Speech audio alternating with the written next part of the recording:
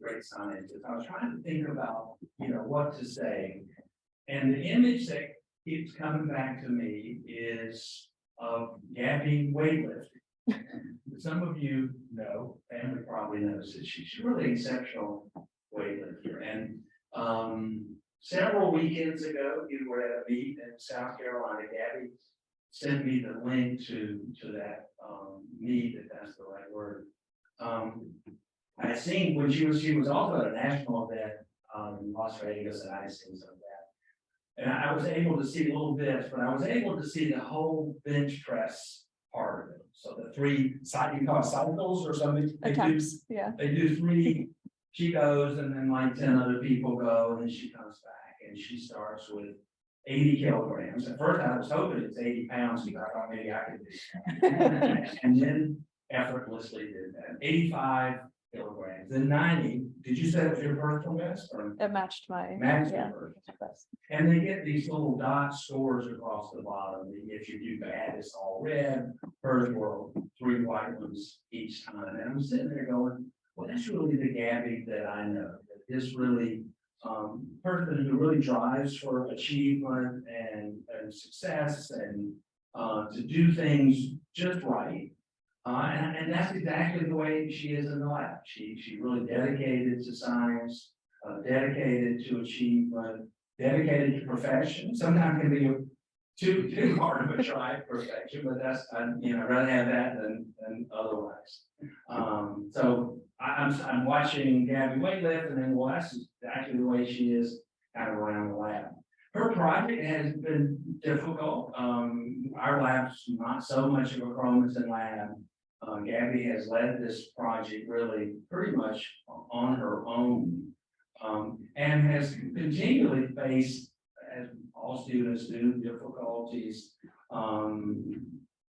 Sometimes we almost weren't sure if we're going to be able to move ahead on a certain aspect of the project, but Gabby stayed with it and really dug it out. And that kind of goes back. I remember you had, was it a shoulder injury or some injury from weightlifting? I remember making too many comparisons with weightlifting, but she worked through that as well. So I've learned so much from Gabby in a lot of ways, particularly science and around this topic.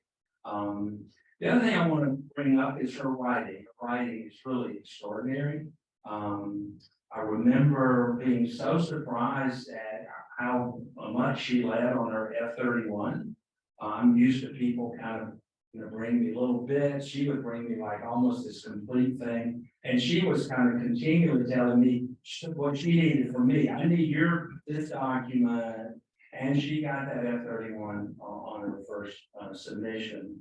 Her paper, similarly, almost completely written to me. I did very little on it. And the most amazing thing was the comments and rebuttals to the review.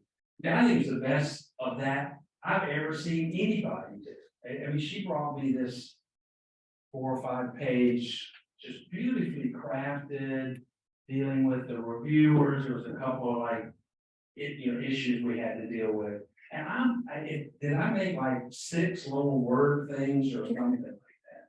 English story. So she's a great writer, great scientist, and it's been an absolute pleasure to have her in the lab. So thanks, Gabby. All right. Well, I'll put it down here. All right. Well, thank you very much for that really, really kind introduction. I'll talk more about powerlifting at the end, but yeah, there are a lot of parallels between it and science and lots of life lessons, but we'll get back to that after the science. So today I'm going to be talking about the work that I've been doing for basically my entire thesis project since I started in the Baldwin lab about EZH2 co-activates NF-kappa B targets with REL-A in a PRC2 independent manner in triple negative breast cancer cells. Let me make sure my answer works. Perfect. And actually, before I continue, I'm going to dim the lights.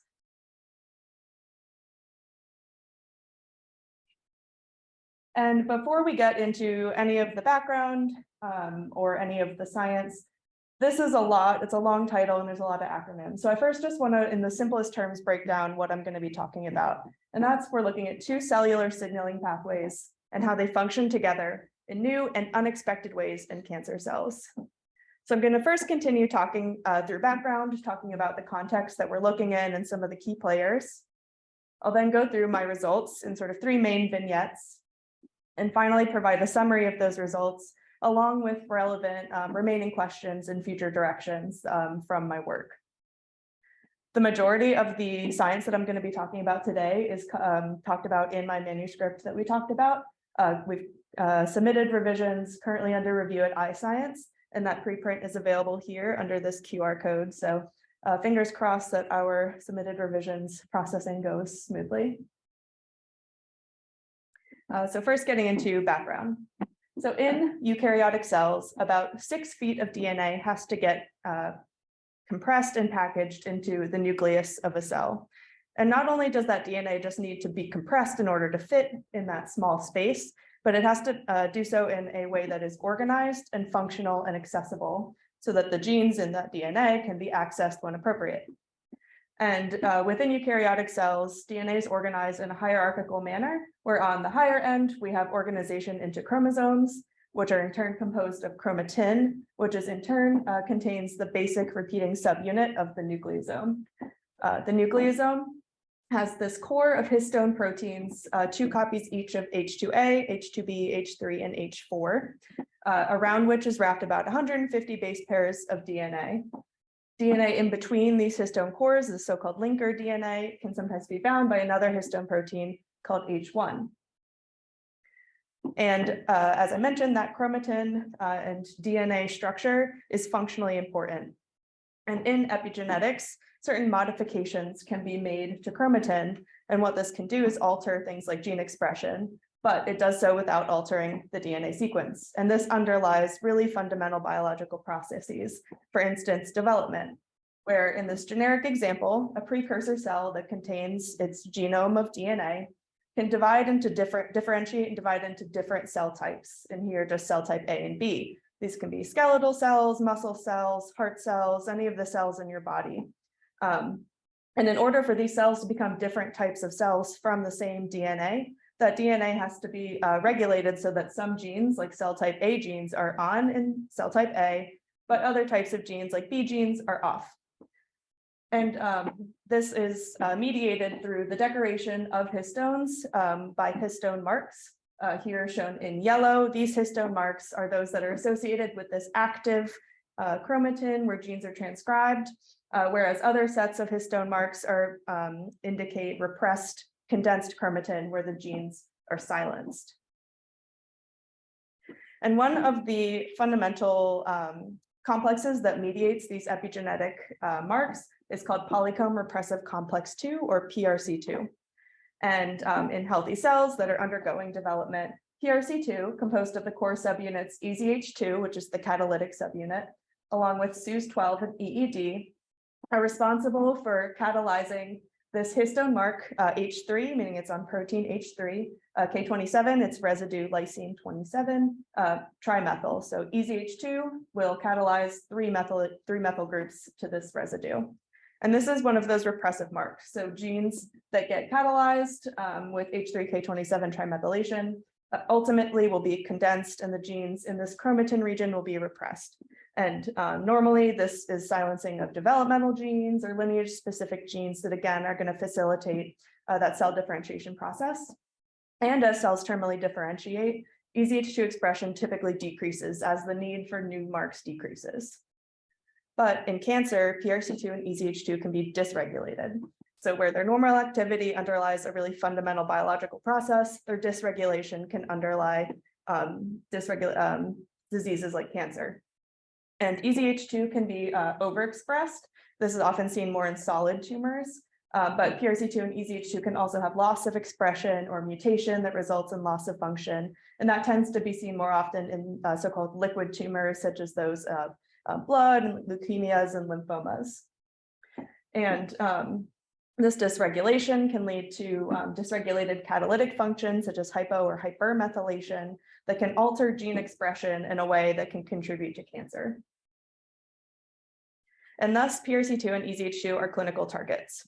They've been targeted in a number of different strategies, including histone methyltransferase inhibitors inhibiting EZH2, as well as other small molecules, peptides, and degraders that are aiming at disrupting or degrading PRC2, the complex itself. Histone methyltransferase inhibitors run a range of clinical evaluation from preclinical testing up through FDA approval.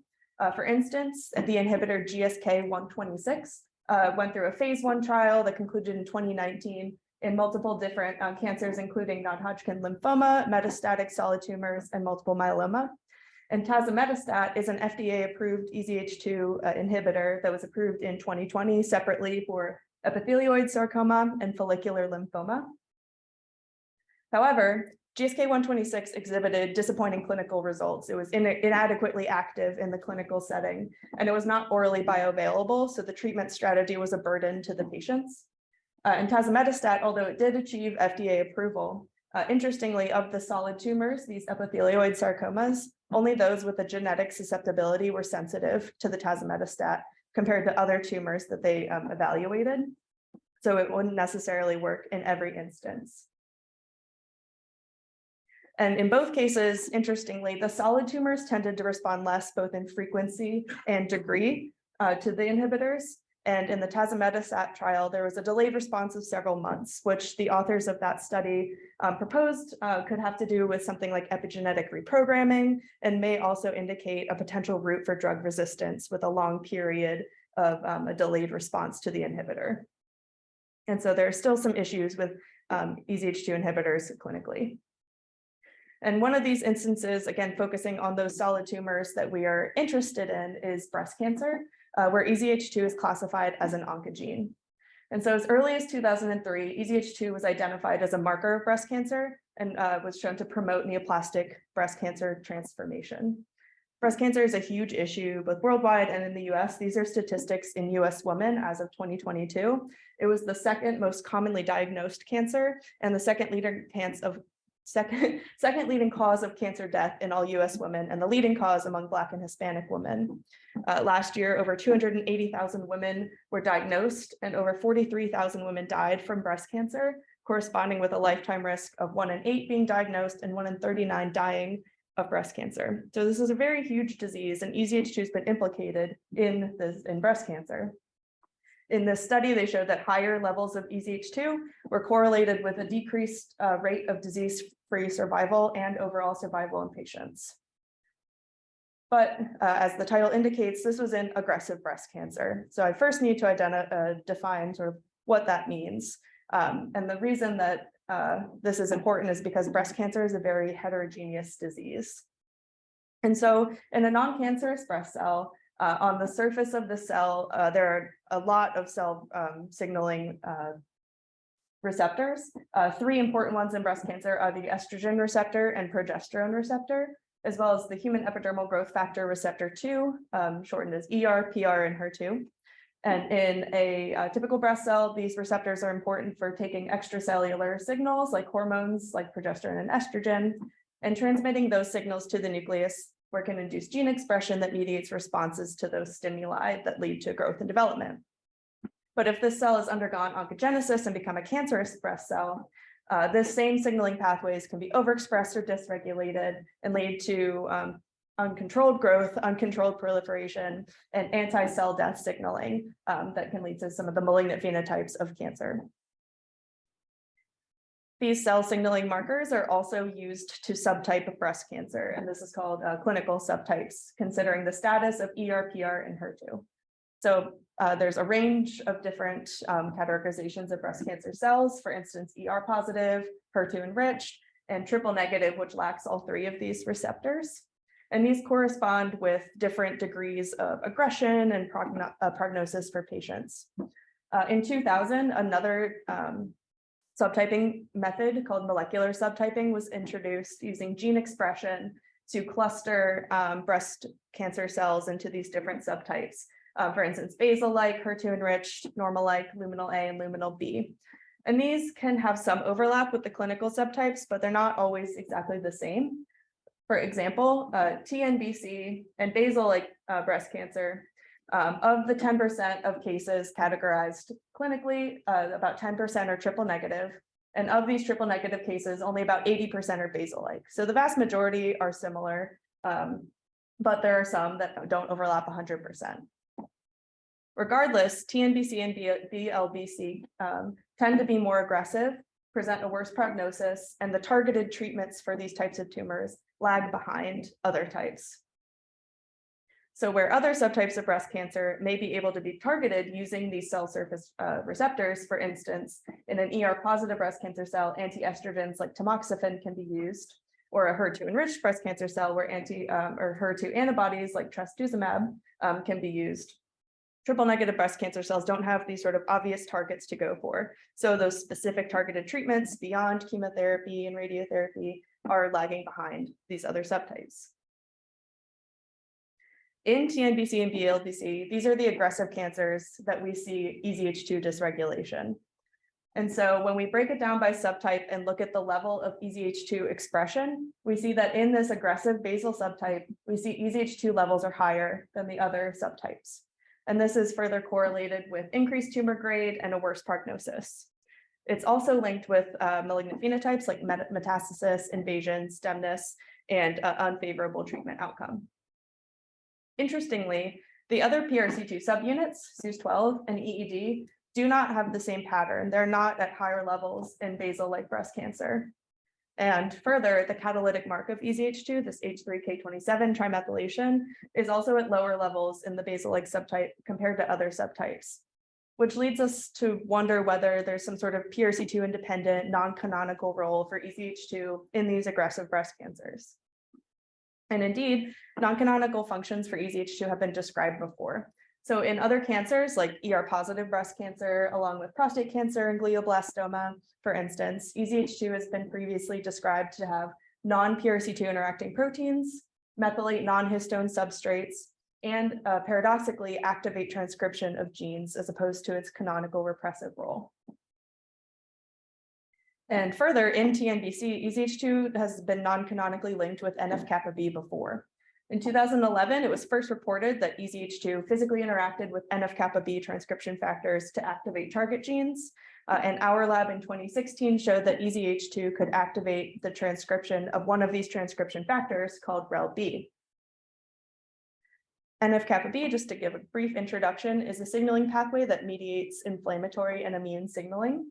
And just very basically, stimuli like cytokines and growth factors can stimulate a signaling cascade, either this canonical arm of signaling or this non-canonical arm of signaling. But ultimately, stimuli will induce the translocation of transcription factor dimers, either hetero or homodimers. Both of these are heterodimers, just to illustrate the 4 different transcription factors. And then these factors can translocate to the nucleus and transcribe their target genes. However, the signaling pathway can often be dysregulated, for instance, in breast cancer. And in the same types of breast cancer, aggressive subsets that we've been looking at, chronic transcription of NF-kappa B target genes has been associated with growth, migration, stemness, and therapeutic resistance. And REL-B specifically is more highly expressed and constitutively active in ER-negative and basal-like breast cancer tumors, and has been demonstrated to contribute to ER-negative and triple-negative breast cancer tumor sphere growth and migration. And so altogether, when we look at these aggressive cases of breast cancer, we see EZH2 overexpression, but potentially independently of PRC2 and a link with NF-kappa B, which is itself dysregulated in breast cancer. And taking all that, we propose a hypothesis that EZH2 interacts with NF-kappa B to activate target genes and promote cancer phenotypes in TNBC cells. And to address this hypothesis, we have 3 main aims. First, we're going to define an EZH2 NF-kappa B gene activation signature. And our approach for this is to use a combination of gene binding and gene activation.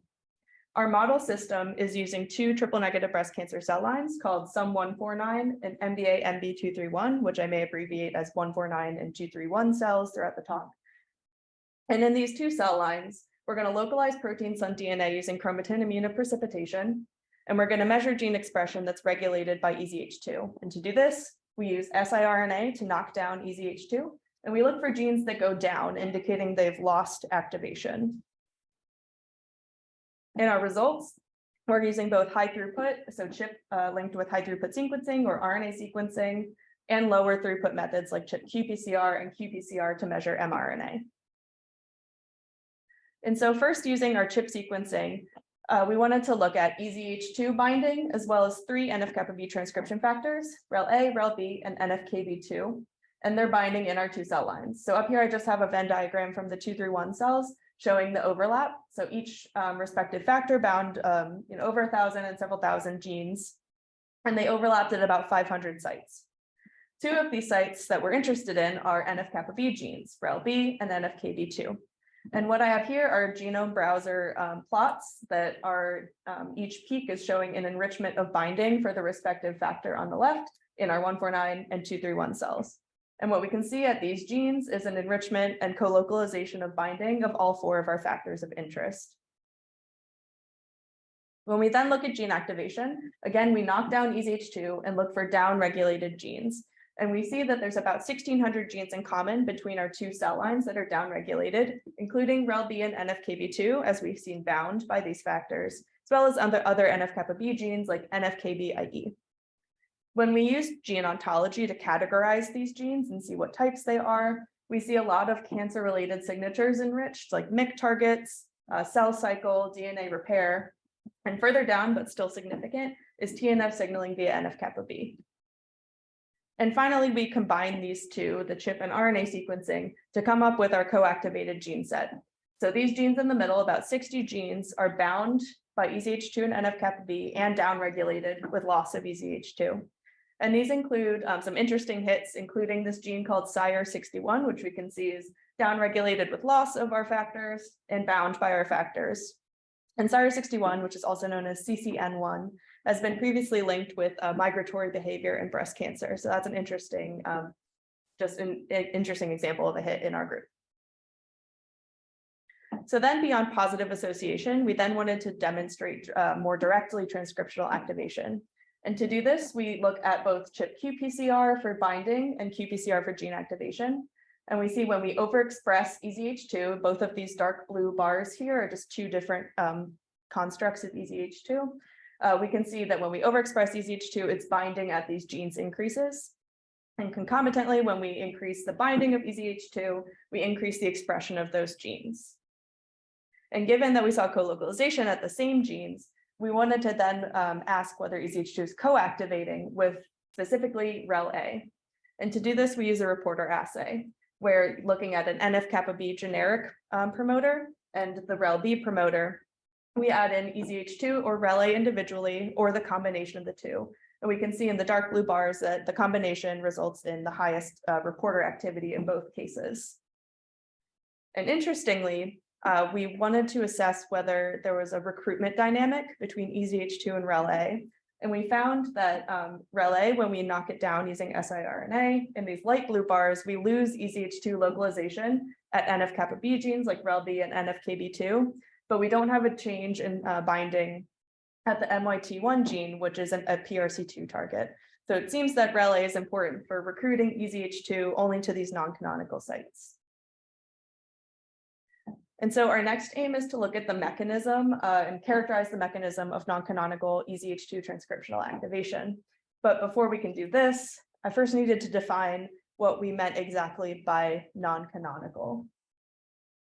And so in the literature, as was made abundantly clear when I was working on my dissertation, non-canonical EZH2 does not have a single definition in the field. It's a relatively new concept, and papers that report non-canonical EZH2 activity may not even call it non-canonical. And so I've sort of come up with a schematic of characterizing what I think non-canonical EZH2 activity can be. And that's considering the most canonical activity has high levels of PRC or has PRC2 protein interactions, histone methyltransferase activity, and gene repression activity, whereas opposed to a completely non-canonical EZH2 function would lack all 3 of these important tenets. And we wanted to ask sort of where this EZH2 NF-kappa B complex and activity fell on this spectrum. And in order to do this, we use a strategy of degraders and inhibitors to test these sort of three concepts. And so first we use two different degraders. One is called UNC6852. And this is a compound that binds EED and it recruits proteolytic degradation machinery. So EED and all the associated proteins will be degraded, and that would just be PRC2. We also use a compound called MS177, which targets EZH2 for degradation. And so in this instance, we would still degrade PRC2, but we would also degrade any non-canonical EZH2 containing complexes. We also use inhibitors, GSK and tazemetostat, to assess the histone methyltransferase activity requirement or lack of requirement for NF-kappa B activation. And we do this measuring REL-B expression using qPCR and REL-B protein levels, along with looking at PRC2 protein levels. And so when we use siRNA targeting PRC2 or the degrader targeting PRC2, we see a loss of PRC2 proteins, but REL-B protein levels and mRNA levels remain unchanged or somewhat elevated. And that is in contrast to when we lose total EZH2 using siRNA against EZH2 or our EZH2 degrader. And in this case, we see a loss of REL-B protein and mRNA, as I've shown previously, indicating that EZH2 has more of an activating role. And finally, when we treat with our inhibitors, we don't see a loss of REL-B expression. Indeed, it's either unchanged or tends to be increased. And the protein levels also remain unchanged. So that indicates that sort of on this spectrum, EZH2 and NF-kappa B are completely independent of PRC2 and histone methyltransferase activity. And so now that we sort of have a definition of what I think non-canonical means, we then wanted to look at the actual transcriptional activation mechanism. And we do this by looking at protein binding using co-immunoprecipitation with antibodies against our protein of interest and magnetic beads. We can sort of fish out our complexes of interest and assess their protein binding as well as their DNA binding. And one of the regions that we're most interested in looking at in EZH2 is this transactivation domain, or TAD, which has recently been reported in 2020 to be important for linking EZH2 to sort of paradoxical activation activity, and was described by our collaborators in Greg Wang's lab in 2022 as being really important for linking EZH2 with interacting with non-PRC2 proteins and gene activation. And so we were wondering in our setting in TNBC cells, whether the TAD was important for mediating gene binding, protein binding, and gene expression. And to do this, we use an engineered cell line called TET-on SHEZH2-231 cells. And these cells have been engineered to have this inducible SHEZH2, meaning when we add doxycycline over the course of hours, the EZH2 expression will decrease, and this is a stable loss, meaning that we can add back and reconstitute with different EZH2 constructs of interest. So we can add back a wild type EZH2, but we can also add back mutated forms, such as a mutant form of TAD EZH2. And from there, we can evaluate the difference in protein binding and DNA binding. And so first, just looking at our protein complexes, sort of as suggested from our use of the two degraders, we thought that there would be two separate protein complexes present for EZH2, and we found that to be the case.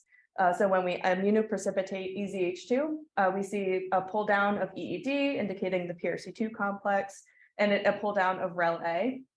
But when we pull down REL-A, we see EZH2, but we don't see EED, indicating that these seem to be two separate, distinct complexes. And further, when we use just a chunk of EZH2 that has the TAD, that's sufficient to interact with REL-A. But when we mutate that, just two residues mutated in that TAD, we completely lose the interaction with REL-A and REL-B. And that's true in vitro as well as in our rescue system. So when we rescue with wild type EZH2, we can see a REL-A interaction. But when we rescue with our TAD mutant EZH2, we do not see an interaction with REL-A. And further downstream, beyond protein binding, we wanted to see if there's an effect on the gene activation function. And so, so when we add our doxycycline here and induce SHEZH2, we see, as expected, a loss of EZH2, both binding and activation of genes. When we rescue with our wild type EZH2, we see a rescue of both binding and gene activation. But when we add back TAD mutated EZH2, just two different versions called TAD A or TAD K, depending on the mutated residues, we do not see the same rescue of binding or gene activation. And so with that, we then wanted to query whether the non-canonical EZH2 activity that we've characterized so far is important for malignant phenotypes. And we use two different assays to address this, sort of two malignant phenotypes, one being migration, which is linked with sort of metastatic potential, the potential of cancer cells to move from a primary site to a secondary site, and this concept of stemness, where a cancer stem cell or tumor initiating cell might be a subpopulation within a tumor that has self-renewal capabilities. And these types of cells tend to have more migratory potential and potentially may be harder to treat or harder to target with therapeutics. So first, looking at migration, we use a wound closure assay, on which a plate of cells with or without a treatment will receive this sort of scratch wound, which is just a scrape to open up space basically on this plate. And then after a period of time, we measure the closure of that wound to look at the migratory capacity of those cells. For our stemness assay, we use a tumor sphere assay, from which a plate of cells, again, with or without treatment, will be lifted from this plate so that they're in like a single cell suspension and then added to wells that are ultra low adherent, so they have to float. And only the floating cells that have sort of this stemness capacity will survive and be able to proliferate, and over a course of 7 days, form these tumor spheres that we can then image and count. So first, looking at our wound closure assay. So what I'm showing here are pictures of the wound on the plate is the black bar. The images are just inverted. So the white dots are cells. So when we add our wound at immediately post and then 24 hours later, they're a little hard to see, but there's some red dotted lines indicating the original wound site.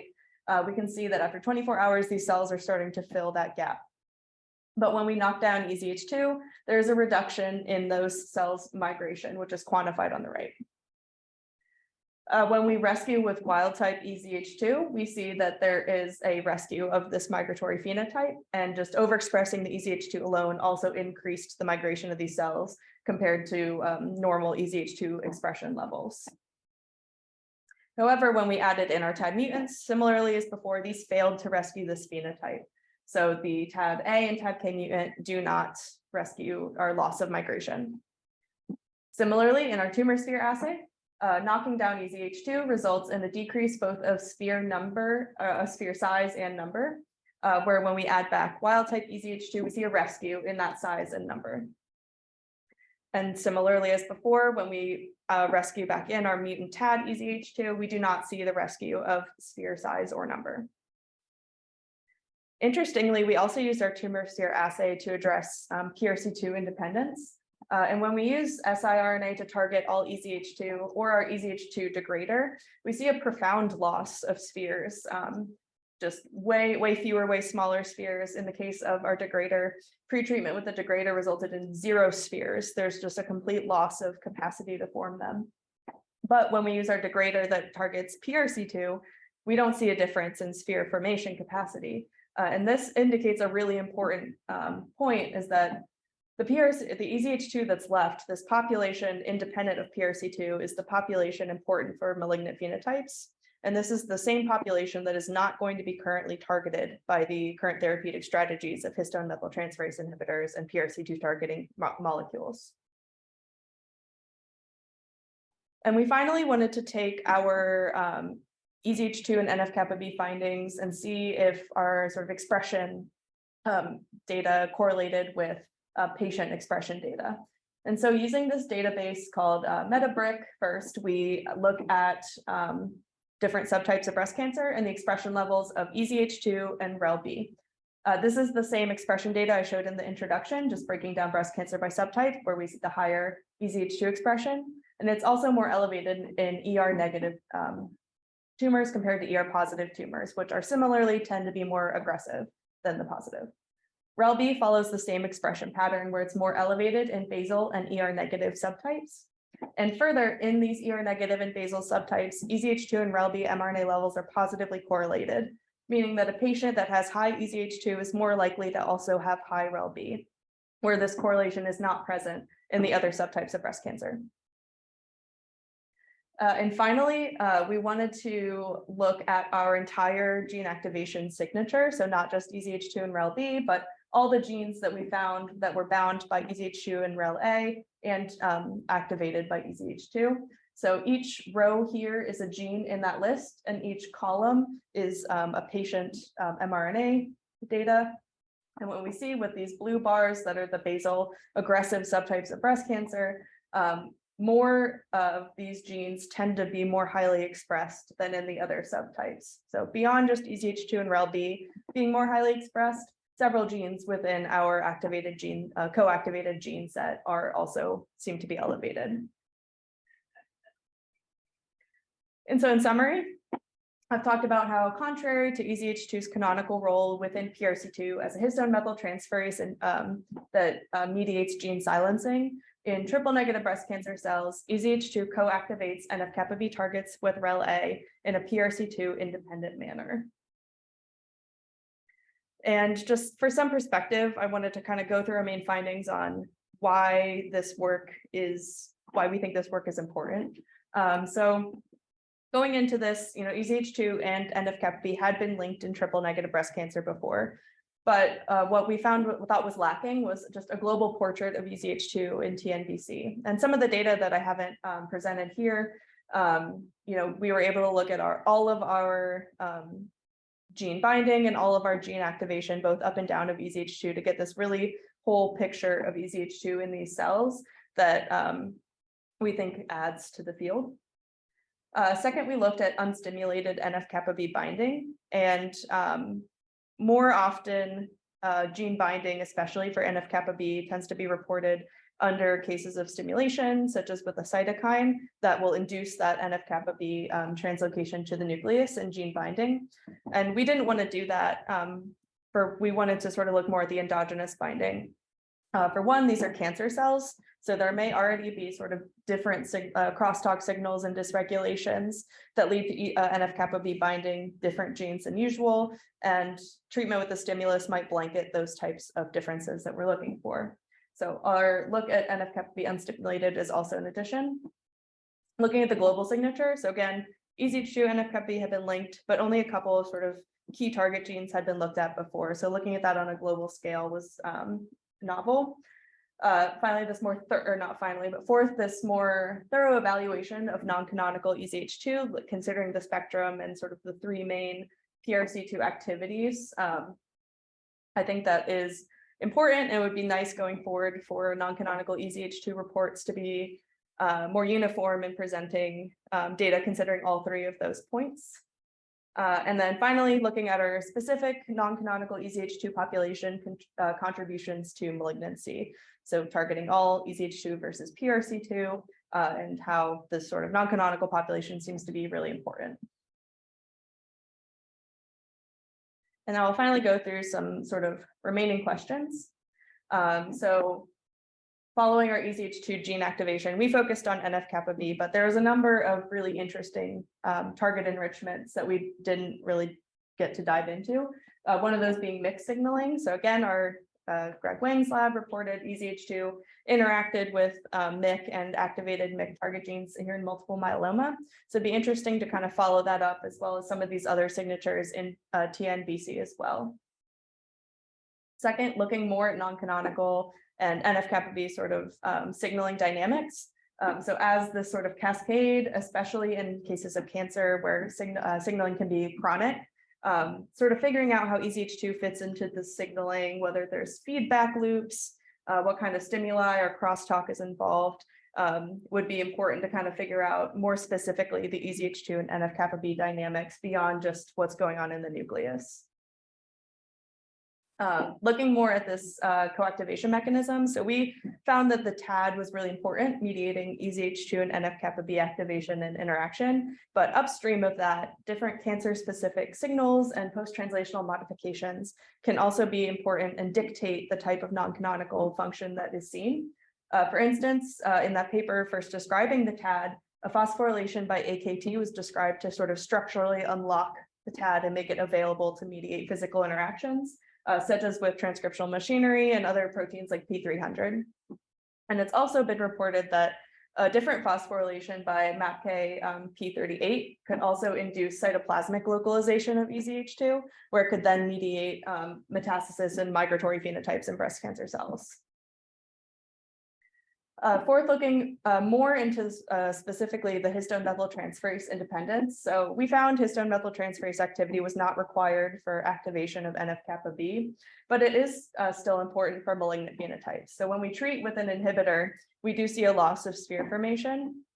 So treatment with inhibitors is not an invalid approach to treating EZH2 in breast cancer, but it is still missing that non-canonical population that might still be active in what cells are remaining and might be those more malignant cells.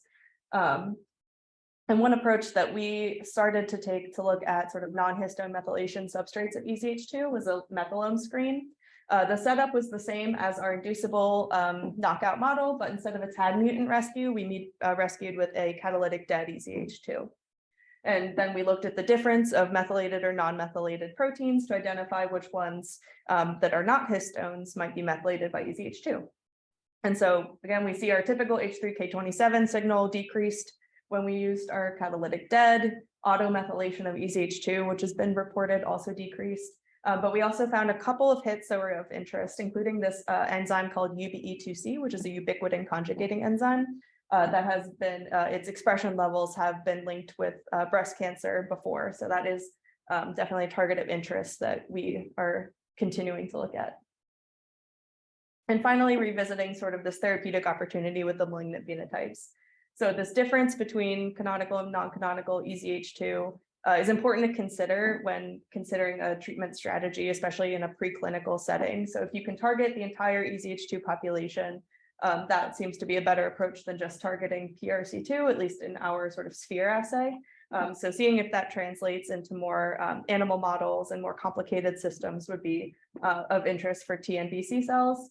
And further, if we identify more of these non-canonical interactors, that might open the door to combinatorial treatments where we can target EZH2, but also target some of the non-canonical interactors or activities that EZH2 might have.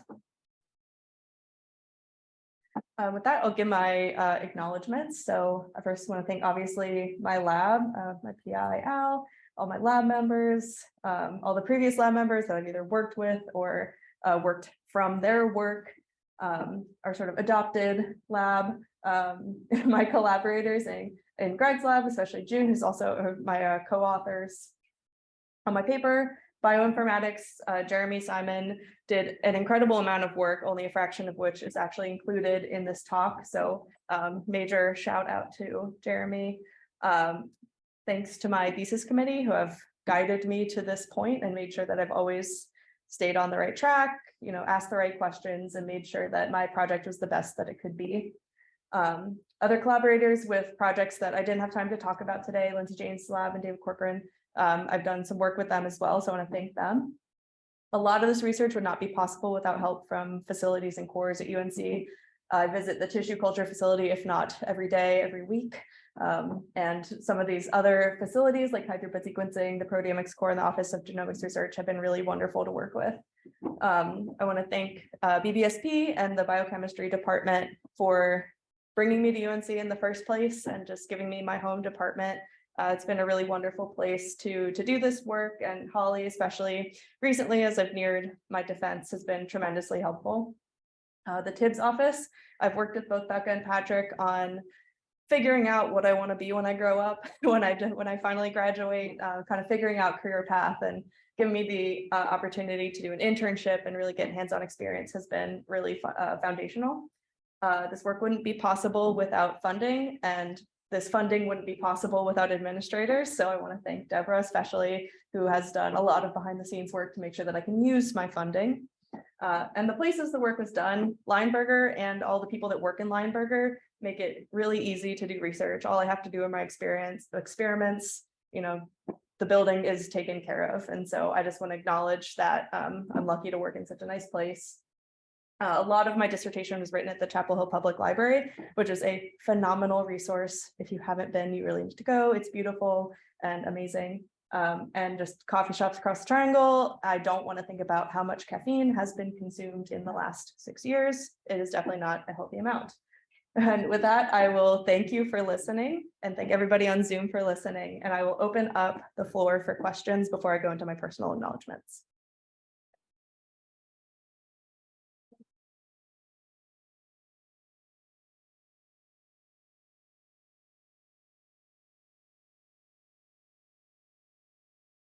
All right. People on Zoom, if you have any questions, please put them in the Q&A box. All right.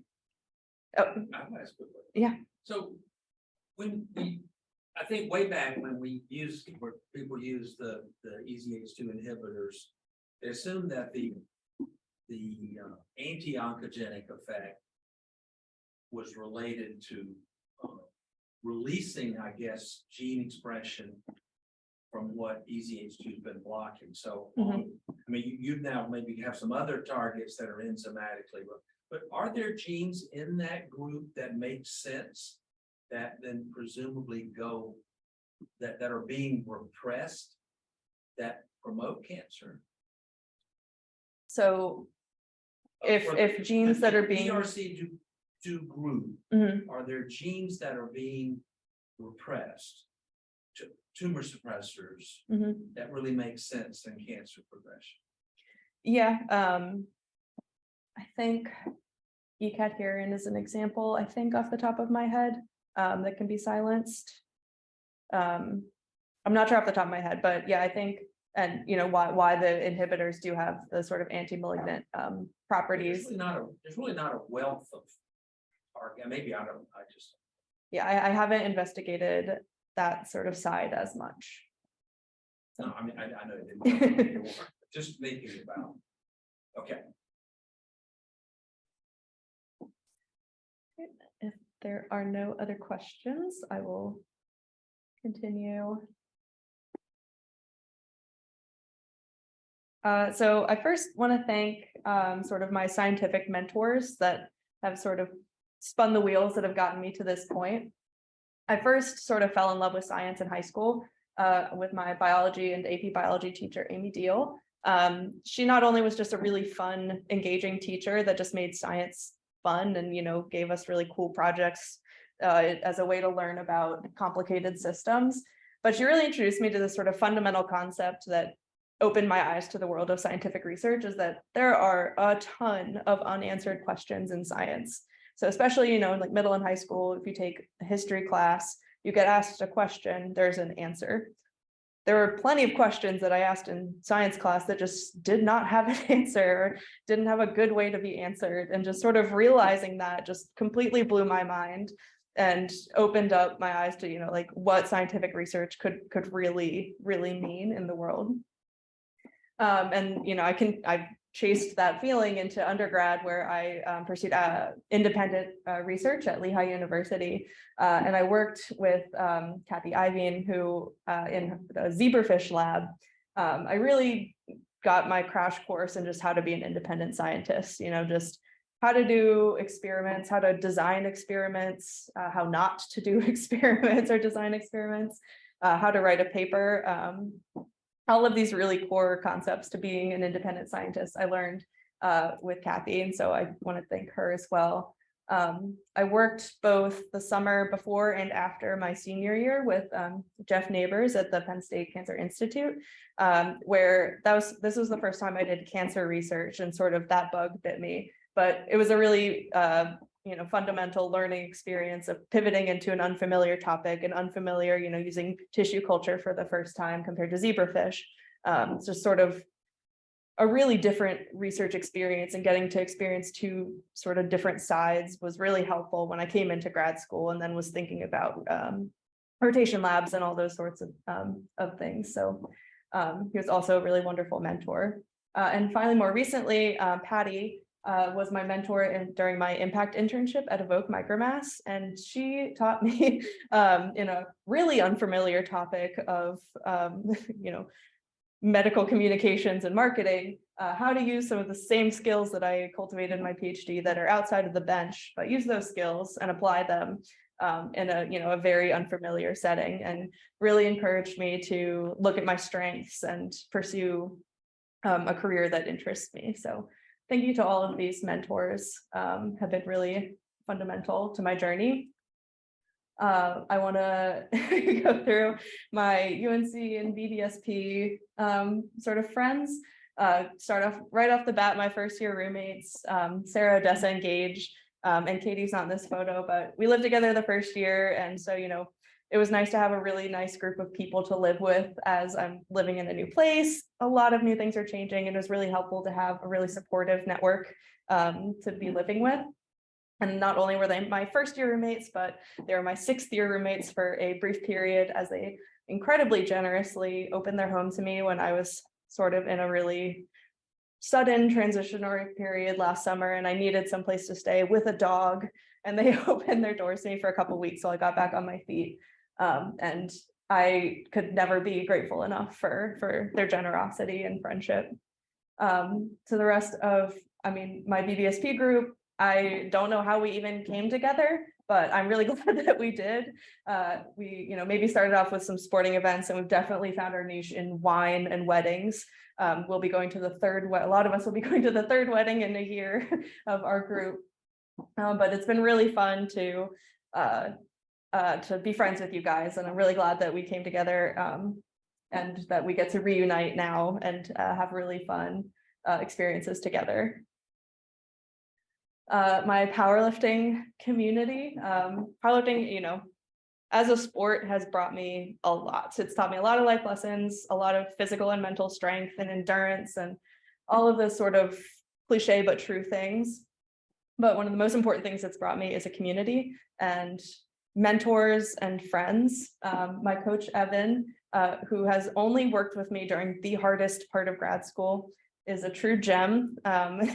He not only has dealt with me when I'm going through, the most stressful periods of revisions and paper submission and dissertation writing and all of those things while trying to compete.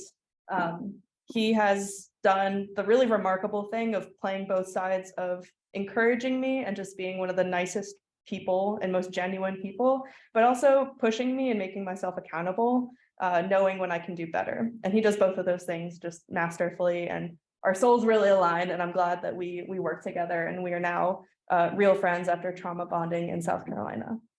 My friends from the pit, we, as evidenced by these photos, tend to goof off more than we actually lift, do sushi eating competitions, which I crushed. I always have to remind them that. We've branched out into coffee. I want to thank especially my friend Jay, who was my gym friend and last year turned to my real friend and now is my life insurance agent and coffee guru.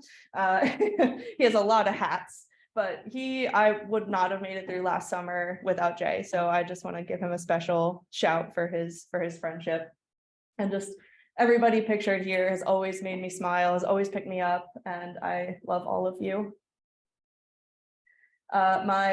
I say college friends, but that doesn't begin to describe it. These are like the most heartwarming sisters, soulmate friends that I'm so thankful that I met at college.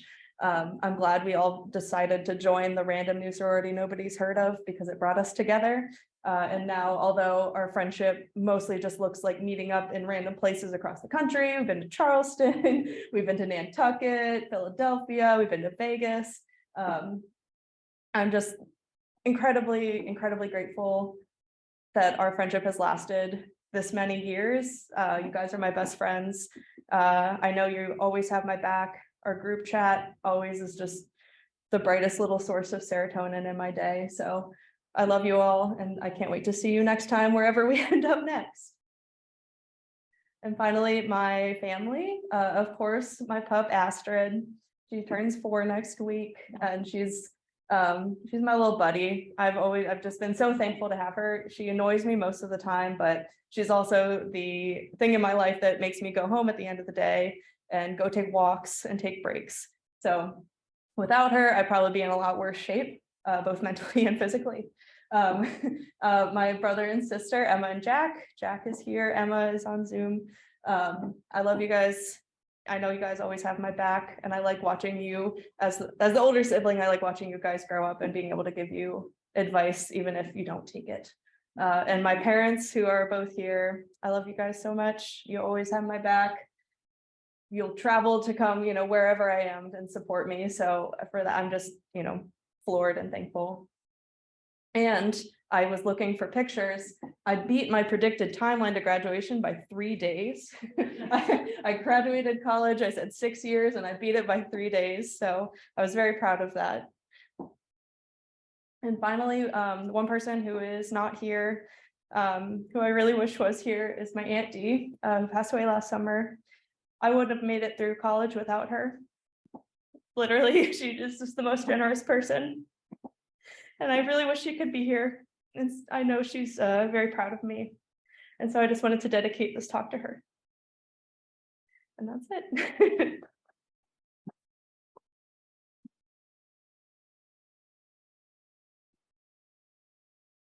Thank you.